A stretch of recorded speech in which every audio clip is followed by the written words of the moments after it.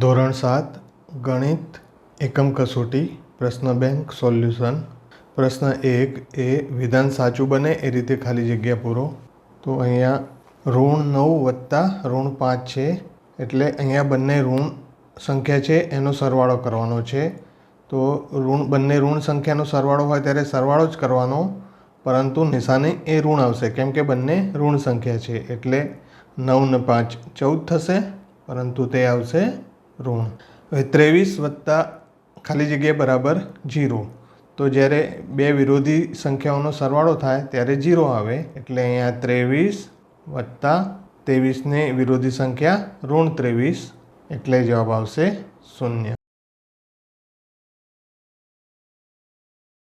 હવે -7 વત્તા ખાલી જગ્યા બરાબર -7. તો જ્યારે સરવાળામાં આપણે એમાં 0 ઉમેરીએ તો સંખ્યા એની એ જ રહે છે, એટલે અહીંયા આવશે 0. હવે 4 વત્તા 5 ઓછા 5 બરાબર ખાલી જગ્યા વત્તા 5 ઓછા 5. તો અહીંયા આપણને જૂથનો નિયમ અહીંયા આપણે વાપરીશું. તો અહીંયા 5 ઓછા 5 એનું જૂથ બદલ્યું છે, એટલે અહીંયા આવશે 4. ત્યારે બંનેનો સરવાળો બંને બાજુ સમાન રહેશે. હવે -42 વત્તા 42, એટલે બે વિરોધીઓનો સરવાળો છે, એ હંમેશા વિરોધી સંખ્યાનો સરવાળો 0 આવે. હવે -34 વત્તા 45 બરાબર 45 વત્તા -34. તો અહીંયા સરવાળો આપણે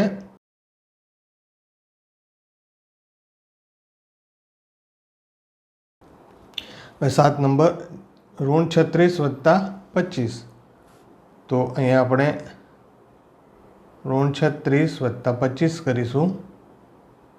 તો અહીંયા બાદબાકી જ થશે, પરંતુ જે મોટી સંખ્યા છે તેની નિશાની અહીંયા લાગશે. એટલે 6માંથી 5 જાય તો 1, 3માંથી 2 જાય તો 1, પરંતુ જે સંખ્યા આવશે એ ઋણ હશે કેમ કે મોટી સંખ્યા ઋણ છે, એટલે આપણો જવાબ -11 છે.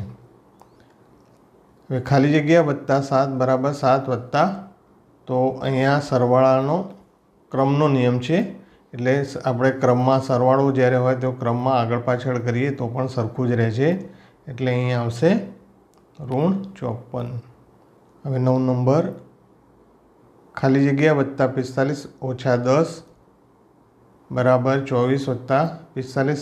તો અહીંયા પણ જૂથનો નિયમ છે, એટલે અહીંયા બંને જૂથ બદલ્યા છે, પરંતુ એનો જવાબ સરખો જ આવે. એટલે અહીંયા આપણે એક સંખ્યા જે ખૂટે છે જૂથમાંની એ અહીંયા 24 છે, એટલે આપણે અહીંયા 24 લખીશું. 10 નંબર 45 ઓછા ખાલી જગ્યા બરાબર -9. તો આપણે 45માંથી એવી સંખ્યા બાદ કરવાની છે કે જેનો જવાબ -9 આવે. તો આપણે 45માં પહેલાં તો એ સંખ્યા ઉમેરી દઈએ. તો અહીંયા 45માં આપણે 9 ઉમેરીએ તો જવાબ 54 આવે, એટલે અહીંયા 45 ઓછા 54 કરીશું તો એનો જવાબ -9 આવશે. 11 નંબર -24 વત્તા 3 વત્તા -45 બરાબર 3 વત્તા -45. તો અહીંયા સરવાળામાં ક્રમનો નિયમ આપણે લાગુ પડે, એટલે ક્રમમાં આગળ પાછળ કરીએ તો સરખું જ રહે, એટલે આ બંનેનો જવાબ સરખો રહે. તો એ માટે અહીંયા 3 વત્તા 45 છે, તો બાકીની જે સંખ્યા રહી એ -24 રહી, એટલે અહીંયા આવશે -24. તો હવે -7 ઓછા -34. તો અહીંયા સાદુરૂપ આપવાનું છે, એટલે -7 રહેશે. હવે અહીંયા બે વાર ઋણ થાય છે, ઋણ ઓછા -34, એટલે આ જે -34 છે એ ધન થઈ જશે, એટલે 34. તો હવે 34માંથી આપણે 7 બાદ કરીશું, એટલે 34 ઓછા 7, એટલે 14માંથી 7 જાય તો 4, અહીંયા 2 રહ્યા, અહીંયા 0 છે એટલે 2 રહેશે. તો આપણો જવાબ આવશે 24. -35 ઓછા 0 બરાબર, હવે કોઈ પણ સંખ્યામાંથી 0 જાય તો એ સંખ્યા એટલી જ રહે છે, એટલે -35 આવશે. 14 નંબર પૂર્ણાંક સંખ્યાઓ સરવાળા માટે સમક્રમી છે. કેમ કે એમને આપણે આગળ પાછળ કરીએ તો સરખો જ જવાબ આવે છે. જ્યારે પૂર્ણાંક સંખ્યાઓ બાદબાકી માટે સમક્રમી નથી, કેમ કે અહીંયા 5 ઓછા 4 કરીએ અને એનો જવાબ 4 ઓછા 5 બંને અલગ આવે છે. એક બી યોગ્ય જોડકા જોડો. તો સેટ એમાં જોઈશું -64 + 46 + -12 બરાબર -64 + 46. તો અહીંયા આપણને આ જૂથ જે જૂથનો નિયમ લાગુ પડ્યો છે કે જ્યારે સરવાળો હોય ત્યારે આપણે ગમે તેમ જૂથ બદલી શકીએ છીએ. એટલે અહીંયા જે છે 1 નંબરમાં જૂથનો ગુણધર્મ. પછી 2 નંબરમાં -45 + 0. તો 0 એ તટસ્થ સંખ્યા છે સરવાળા માટે, એટલે એમાં 0 ઉમેરે તો એની એ સંખ્યા રહે છે, એટલે આપણને આવશે સી નંબર, તટસ્થ સંખ્યાનું અસ્તિત્વ. 3 નંબરમાં 50 + -10 બરાબર -10 + 50. તો અહીંયા ક્રમનો ગુણધર્મ લાગે સરવાળામાં, એમાં ક્રમમાં ગમે તે આગળ પાછળ કરો, જવાબ સરખો જ આવશે. હવે સેટ બીમાં ક્રમનો ગુણધર્મ ક્યાં લાગુ પડે છે એ જોવાનું છે વિભાગ બીમાં. તો અહીંયા 46 + 31 -31 બરાબર, એટલે આગળ પાછળ કરો તો પણ જવાબ સરખો જ આવે, એટલે 1 નંબરમાં સી આવશે. જૂથનો ગુણધર્મ, તો આ બંને અહીંયા જૂથ અદલા બદલી કરીએ તો પણ જવાબ સરખો આવે, એટલે આવશે અહીંયા એ. અને તટસ્થ સંખ્યાનું અસ્તિત્વ તો 0 છે, એટલે અહીંયા આવશે બી. હવે સેટ સીમાં વિભાગ 47 + -54 બરાબર, તો અહીંયા ક્રમ બદલાય છે, ક્રમનો ગુણધર્મ છે, એટલે આપણે આવશે અહીંયા સી. પછી અહીંયા તટસ્થ સંખ્યા એ 0 છે, એટલે એ આવશે એ. અને અહીંયા આપણે જૂથ બદલીએ છીએ તો પણ જવાબ સરખો જ આવે, એટલે આવશે અહીંયા બી. પ્રશ્ન 2, વિધાનો ખરા છે કે ખોટા તે જણાવો. તો કોઈ પણ 2 ઋણ પૂર્ણાંકનો ગુણાકાર ઋણ મળે.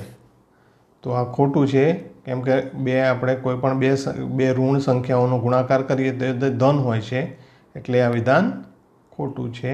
કોઈ પણ 2 પૂર્ણાંક સંખ્યાનો ગુણાકાર પૂર્ણાંક જ મળે, સાચું છે. પૂર્ણાંક સંખ્યા ગુણાકાર માટે સમક્રમી છે, એ પણ સાચું છે, કેમ કે આપણે 5 × 4 કરીએ કે 4 × 5 કરીએ સરખું જ આવે. હવે -1 × -1 બરાબર ધન. તો આ સાચું છે, કેમ કે 2 ઋણ થઈને એનો જવાબ ધન આવે, એટલે આ સાચું છે. 0 × -5 બરાબર, તો આ ખોટું છે, કેમ કે કોઈ પણ સંખ્યાને 0 વડે ગુણીએ તો જવાબ 0 આવે. હવે 7 × -2 × 12 બરાબર 7 × -2 × 12. અહીંયા આપણે જૂથનો નિયમ લાગુ પડે છે, એટલે સાચું છે. 7 નંબરમાં 15 × -20 + 5 બરાબર, તો અહીંયા જૂથનું વિભાજન કર્યું છે 15 × -20 અને 15 × 5. તો અહીંયા આ સાચું છે વિધાન, કેમ કે અહીંયા જૂથનું વિભાજન કરવામાં આવ્યું છે. 8 નંબર 20 × 25 - -5 બરાબર 20. તો આ વિધાન ખોટું છે, કેમ કે અહીંયા જૂથનો ગુણધર્મ અહીંયા નથી. 20 × 25 - 20 × -5 આવવું જોઈએ, એટલે આ ખોટું છે. હવે 9 નંબર -30 × 12 કરતાં પરિણામ પૂર્ણાંક સંખ્યા મળે. તો સાચું છે. કોઈ પણ સંખ્યાને 1 વડે ગુણતા પરિણામ તે જ સંખ્યા મળે, આ વિધાન સાચું છે.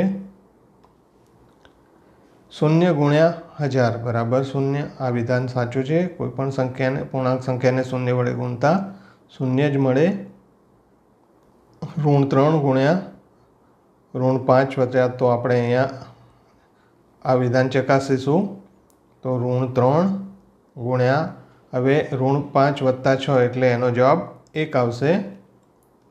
અને ફરીથી એને -3 × 1 કરીશું, તો અહીંયા -3 આવશે, જ્યારે આપણને અહીંયા -3 આપ્યું છે, એટલે આ વિધાન ખોટું છે. પ્રશ્ન 2, આપેલ ઉદાહરણ મુજબ કોષ્ટક પૂર્ણ કરો. તો અહીંયા ગુણાકાર કરવાના છે. આ 4ને અહીંયા આપેલી સામેની ગુણાકાર, જેમ કે 5 × 4 એટલે -5 × 4 તો -20 થશે, અને -5 × 5 એટલે -25 થશે. તો અહીંયા ઋણ સંખ્યા છે, હવે ફરીથી આપણે નીચે ઉદાહરણ પ્રમાણે ગણીશું. તો કેમ કે અહીંયા ઋણ એક જ વાર ઋણ સંખ્યા છે, એકી સંખ્યામાં છે, એટલે આપણો જવાબ હંમેશા ઋણમાં જ આવશે. તો ઋણ 4 ગુણ્યા 3 એટલે 12 આવશે, પરંતુ તે ઋણ હશે. એ જ રીતે ઋણ 3 ગુણ્યા 5 એટલે 5 તરી 15, પરંતુ તે ઋણ છે. હવે ઋણ 12 નો ગુણાકાર 4 વડે કરીએ એટલે 12 ચોક 48, પરંતુ તે ઋણ હશે. એ જ રીતે 12 પંચા 60, પરંતુ ઋણ 60. હવે ગુણાકાર કરવાનો. અહીંયા આપેલી સંખ્યા ઉદાહરણ પ્રમાણે તો 7 ગુણ્યા 12 તો 12 સીતા 84 થાય, પરંતુ અહીંયા ઋણ છે એટલે જવાબ પણ ઋણ આવશે. એટલે 12 સીતા 84 અને 15 સીતા 105. એ જ રીતે હવે 8નો ગુણાકાર 12 વડે કરીએ તો 12 અઠ્ઠા 96 થશે, પરંતુ ઋણ આવશે. એ જ રીતે 15 અઠ્ઠા 120, પરંતુ તે ઋણ આવશે. હવે 12 ને 10 વડે ગુણીએ તો 120 આવે, પરંતુ ઋણ આવે, કેમ કે એક જ ઋણ સંખ્યા છે. અને 15 ગુણ્યા 10 એ પણ 150, પરંતુ ઋણ આવશે. હવે અહીંયા 11 ગુણ્યા, અહીંયા બે સંખ્યા ઋણ થાય છે. આ ઋણ 11 છે અને ઋણ 8 છે. એટલે જ્યારે બેકીમાં હોય ગુણાકાર, જ્યારે બેકીમાં સંખ્યા ઋણ આવે તો એનો જવાબ ધન આવે. એટલે 11 અઠ્ઠા 88, પરંતુ તે ધન છે. એ જ રીતે 11 છક 66. અહીંયા એકી સંખ્યા થાય, ખાલી ઋણ જ 11 છે, જ્યારે આ 6 ધન છે. એટલે અહીંયા ઋણ એક વાર આવે છે, એટલે આ આપણી જે જવાબ આવશે એ ઋણમાં હશે. એ જ રીતે હવે 4નો ગુણાકાર ઋણ 8 વડે કરીએ તો 8 ચોક 32. અહીંયા પણ ઋણ એક જ વાર આવે છે એકી સંખ્યામાં, એટલે આપણો જવાબ ઋણમાં આવશે. હવે આ બંને ધન છે, 6 ચોક 24, તો ધન જ આવશે જવાબ. હવે અહીંયા બે વાર ઋણ સંખ્યા થાય છે, એટલે 128 જવાબ આવે, પરંતુ બે વાર ઋણ થાય છે, એટલે આપણો જવાબ ધન હશે. અને 16 છક 96, પરંતુ એક ઋણ 16 છે અને એક 6 ધન છે, એટલે એક જ સંખ્યા ઋણ છે, એટલે આપણો જવાબ ઋણ આવશે. ઋણ 16 છક 96. પ્રશ્ન 3, ગણતરી કરી પ્રશ્નનો ઉકેલ મેળવો. દુકાનદારને એક પેન વેચતા 2 રૂપિયાનો નફો થાય છે, તેમજ પેન્સિલ વેચતા 50 પૈસાની ખોટ જાય છે. કોઈ એક દિવસે દુકાનદાર 10 પેન અને 12 પેન્સિલ વેચે, એકંદરે દુકાનદારને કેટલો નફો થયો કે ખોટ થશે? તો પહેલાં આપણે પેન એ 2 રૂપિયામાં, પેન વેચે ત્યારે 2 રૂપિયાનો નફો થાય છે, એટલે એનો નફો થશે 10 ગુણ્યા 20. એટલે પેન માટે એને 20 રૂપિયાનો નફો થશે.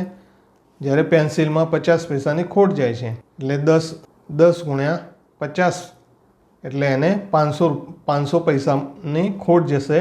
આ પૈસા છે, એટલે આપણે 500 પૈસા એટલે 5 રૂપિયા થશે. તો 5 રૂપિયાની ખોટ જાય છે અહીંયા. જ્યારે એને પેનમાં 20 રૂપિયાનો નફો થાય છે, એટલે 20 રૂપિયાનો નફો અને 5 રૂપિયાની ખોટ એને આપણે ઋણમાં બતાવીશું, એટલે એને એકંદરે 15 રૂપિયાનો નફો થાય છે. 2 નંબર, શ્રીનગરનું આજનું તાપમાન ઋણ 6 ડિગ્રી સેલ્સિયસ છે. પ્રતિ દિવસ તાપમાનમાં 3 સેલ્સિયસનો વધારો થાય, તો 7 દિવસ પછી તે શહેરનું તાપમાન કેટલું હશે? 7 દિવસ સુધી 3.3નો વધારો થાય છે, એટલે આપણે સીધું 7 દિવસ સુધી કેટલું ટેમ્પરેચર થશે તે પહેલાં કરીશું.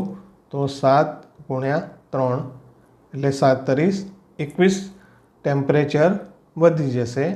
એટલે જ્યારે આજનું ટેમ્પરેચર ઋણ 6 ડિગ્રી છે, એટલે 21માંથી આપણે 6 બાદ કરીશું, એટલે આવશે 15. તો 7 દિવસ પછી શહેરનું તાપમાન 15 ડિગ્રી સેલ્સિયસ હશે. હવે 3 નંબર, એક સ્પર્ધામાં પ્રત્યેક સાચા જવાબ દીઠ 5 ગુણ તેમજ ખોટા જવાબ દીઠ 2 ઓછા ગુણ મળે છે. સુરેશ 15 પ્રશ્નોના જવાબ સાચા અને 5 પ્રશ્નોના જવાબ ખોટા આપે તો સુરેશે કુલ કેટલા ગુણ મેળવ્યા? તો પહેલાં તો આપણે સાચા જવાબ માટે એને 5 ગુણ મળે છે, એટલે એણે 15 પ્રશ્નોના જવાબ સાચા આપ્યા, એટલે 15 એને 15 ગુણ્યા 5 એટલે 15 પંચા 75 એના ગુણ મળશે. જ્યારે એણે કુલ 5 ખોટા આપ્યા એટલે 5 ગુણ્યા 2 એટલે 10, એના 10 ગુણ કપાઈ જશે. હવે આ બંનેનો સરવાળો કરીએ, 75 ઓછા 10 એટલે એને કુલ 65 ગુણ મળે. 4 નંબર, મહેશભાઈના ક્રેડિટ ખાતામાં ઋણ 500 રૂપિયા છે, એટલે કે 5000 રૂપિયા ઉધાર છે. તેઓ પ્રતિમાસ 1000 રૂપિયા જમા કરાવે તો એક વર્ષના અંતે તેમના ખાતામાં કેટલી રાશિ હશે? હવે એક વર્ષના અંતે એટલે 12 મહિના, તો 12 મહિના સુધી તેઓ 1000 જમા કરાવે એટલે 12 ગુણ્યા 1000 એટલે 12000 કુલ જમા થશે એમને. 5000 બાદ કરીશું એટલે 12માંથી 5 જાય તો 7, એટલે છેલ્લે એમને 7000 રૂપિયા જમા હશે. 5 નંબર, સંખ્યા રેખામાં ઋણ 76 પરથી જમણી બાજુ એક કૂદકામાં 10 એકમ આગળ વધે છે, તો 8 કૂદકા પછી કે સંખ્યા રેખા પર કયા સ્થાન પર પહોંચશે? હવે સંખ્યા રેખા ઉપર 76થી જાય છે, ઋણ 76થી જમણી બાજુ જાય છે, અને દરેક કૂદકો જે છે એ 10 એકમનો છે. તો આપણે અહીંયા સંખ્યા રેખા બનાવીશું. તો અહીંયા ઋણ 76 છે. હવે દરેક કૂદકો 10નો છે, એટલે આપણે 10 બાદ કરીશું. તો અહીંયા આપણે જમણી બાજુ જઈએ તો સંખ્યામાં વધતી જાય, એટલે હવે 76માંથી અહીંયા ઋણ 66 હશે, પછી ઋણ 56 હશે, પછી ઋણ 46 હશે, ઋણ 36 હશે, ઋણ 26, ઋણ 16, ઋણ 6, પછી અહીંયા 0 બતાવીએ. તો આ રીતે 10 એકમ આગળ વધતો 8 કૂદકા પછી, એટલે આપણે અહીંયા 8 કૂદકા ગણી કાઢીએ. 1, 2, 3, 4, 5, 6, 7 અને 8. તો 8 કૂદકા પછી સંખ્યા રેખા પર કયા સ્થાને પહોંચે? તો 1, 2, 3, 4, 5, 6, 7 અને 8. તો એ 6 સંખ્યા ઉપર પહોંચશે. એક વેપારી સફેદ સિમેન્ટની એક થેલી વેચતા 50 રૂપિયા નફો થાય છે, અને રાખોડી સિમેન્ટની એક થેલી વેચતા 20 રૂપિયા ખોટ થાય છે. તો વેપારી દિવસ દરમિયાન સફેદ સિમેન્ટની 12 થેલી અને રાખોડી સિમેન્ટની 9 થેલી વેચે તો તેનો નફો થાય કે ખોટ થાય? તો સફેદ સિમેન્ટ અને 50 રૂપિયાનો ફાયદો થાય છે, અને તે 12 થેલી વેચે છે, એટલે 12 ગુણ્યા 50 એટલે 12 × 50 60, અને બીજી 0 એટલે 600 રૂપિયાને નફો થાય. જ્યારે રાખોડી માટે 9 થેલી વેચે છે અને 20 રૂપિયાની ખોટ જાય છે, એટલે 20 ગુણ્યા 9, 9 દુ 18, 180 રૂપિયાની ખોટ જાય છે. હવે 600માંથી 180 બાદ કરીએ એટલે એને કુલ એટલો ફાયદો થશે. તો 600 ઓછા 180, 0, અહીં 10, અહીં 5, 10માંથી 8 જાય તો 2, 5માંથી 1 જાય તો 4. પ્રશ્ન 4, કિંમત શોધો. તો અહીંયા ઋણ 40 ભાગ્યા 10, એટલે ઋણ 40 ભાગ્યા 10. તો હવે જ્યારે ગુણાકાર કે ભાગાકારમાં સંખ્યા એક જ વાર ઋણ હોય, એક જ ઋણ હોય તો જવાબ હંમેશા ઋણ મળે, અને બેકીમાં હોય તો જવાબ ધન મળે. તો અહીંયા ખાલી ઋણ 40 એકી સંખ્યા છે, એટલે 40 ભાગ્યા 10 એટલે 4 આવશે, પરંતુ તે ઋણ 4 હશે. હવે 11 ભાગ્યા 5, પરંતુ ઋણ 55 ભાગ્યા 11 છે, એટલે 11 × 5 = 55 આવશે, એટલે 5 જવાબ આવશે, પરંતુ તે ઋણ હશે. હવે 80 ભાગ્યા ઋણ 5, અહીંયા પણ એકી સંખ્યામાં ઋણ છે, એટલે 16 × 5 = 80, પરંતુ તે ઋણ હશે. હવે અહીંયા પણ એકી સંખ્યામાં છે, ભાગાકાર બંને એકી સંખ્યા જ છે ઋણ, એટલે 37 ભાગ્યા 1 એટલે 37 આવશે, પરંતુ તે ઋણ હશે. 67 ભાગ્યા 1 એટલે 67 આવશે, પરંતુ તે ઋણ 67 હશે. હવે 16 ભાગ્યા 4 ભાગ્યા 2 છે, તો પહેલાં આપણે કૌંસનું કરીશું. તો ઋણ 16 ભાગ્યા 4 અને ભાગ્યા 2, એટલે 16 ભાગ્યા 4 એટલે ચોખ્ખું 16 4 આવશે, પરંતુ તે ઋણ 4 હશે. અને ભાગ્યા 2 એટલે 4 ભાગ્યા 2 એટલે 2 દુ 4, પરંતુ જે 2 આવશે એ ઋણ હશે, કેમ કે એકી સંખ્યામાં ઋણ છે. હવે 7 નંબર 48 ભાગ્યા કૌંસમાં 6 ઓછા -2 એટલે આપણે પહેલાં સાદું રૂપ આપીશું. અહીં -48 એના ભાગાકારમાં છે તો પહેલાં અહીં આપણે 6. હવે અહીં 2 વાર ઋણ આવે છે એટલે આ સંખ્યા ધન થઈ જશે. તો અહીં આવશે -48 ભાગાકારમાં 8 એટલે 6 × 8 = 48. પરંતુ જે જવાબ આવશે એ ઋણ હશે, કેમ કે આ બે સંખ્યામાં એક ઋણ સંખ્યા છે એટલે એકી સંખ્યામાં ઋણ છે એટલે આપણો જવાબ ઋણ 6 છે. હવે કોઈ પણ સંખ્યા 0 સંખ્યાને કોઈ પણ વડે ભાગીએ તો જવાબ 0 જ આવે. 9 નંબર -23 + 17 ભાગ્યા -5 + 8. તો પહેલાં આ બે સંખ્યાનો આપણે કરી દઈશું -23 + 17 એટલે આનો જે જવાબ આવશે એ જે મોટી સંખ્યા હોય એની નિશાની લાગે એટલે 23માંથી 17 જાય તો 5 આવે, પરંતુ -23 મોટા છે એટલે -5 આવશે. ભાગાકારમાં